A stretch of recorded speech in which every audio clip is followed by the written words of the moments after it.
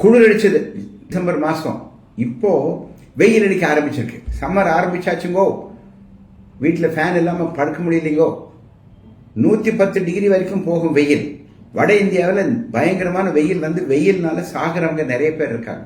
நம்ம ஊர் அவ்வளோ அதிகம் இல்லை. பட் எங்கெல்லாம் மலை இருக்கோ, திருச்சினா மலைக்கோட்டை இருக்கு, அந்த மலையில் எங்கெல்லாம் வெயில் அதிகமாக இருக்கோ ஜாக்கிரதையாக இருக்க வேண்டும். வேர்வை அதிகமாக போகும். குழந்தைகளுக்கு நல்ல கண்டிப்பாக சொல்லணும். ஏதோ அந்த ஐஸ் ஃப்ரூட் எல்லாம் போட்டு சாப்பிட்றாங்க, சாப்பிடக்கூடாது. என்னென்னமோ சொல்றாங்க, கொக்கோ கோலாங்கிறாங்க, ஜிகிர் தண்டாங்கிறாங்க. அதெல்லாம் அவசியம் இல்லை. வீட்டிலேருந்து ஒரு நல்ல பாட்டிலில் குளிர வச்சு தண்ணி, உங்கள் வீட்டில் ஃப்ரிட்ஜ் இருந்தால் கூல் வாட்டர் கொடுத்து அனுப்புங்க. லைம் ஜூஸ் இருந்தால் லைம் ஜூஸ் போட்டு அனுப்புங்கன்னு. ஒரு 3 நாளைக்கு 2 லிட்டர்னாலும் மினிமம் தண்ணி சாப்பிடணும். ஒரு டம்ளர் தண்ணி 200 மில்லி, 10 டம்ளர் தண்ணி சாப்பிடணும்.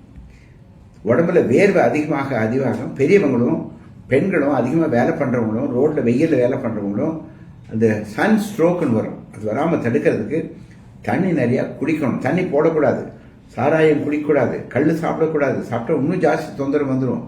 வெயிலில் கொடை வச்சு அனுப்புங்க. குழந்தைகளுக்கு கொடை கொடுங்க. கேரளாவில் இந்த கொடை வைக்கிறது ரொம்ப காமன். கொடை வைங்க. வெயிலில் சுத்தாதீங்க. பகல் வெயில், ஈவினிங் ஒரு வெயில் இருந்தால் தப்பில்லை, விளையாடுங்க. ஆனால் தண்ணி நிறைய குடிக்கணும்.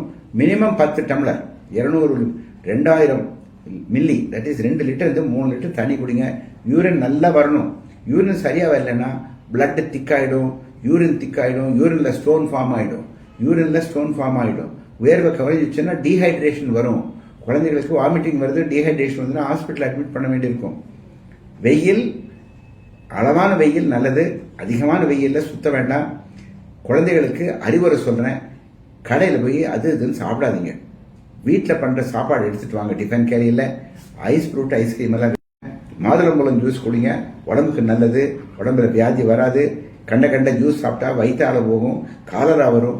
வேண்டாம் வேண்டாம் வேண்டாம்.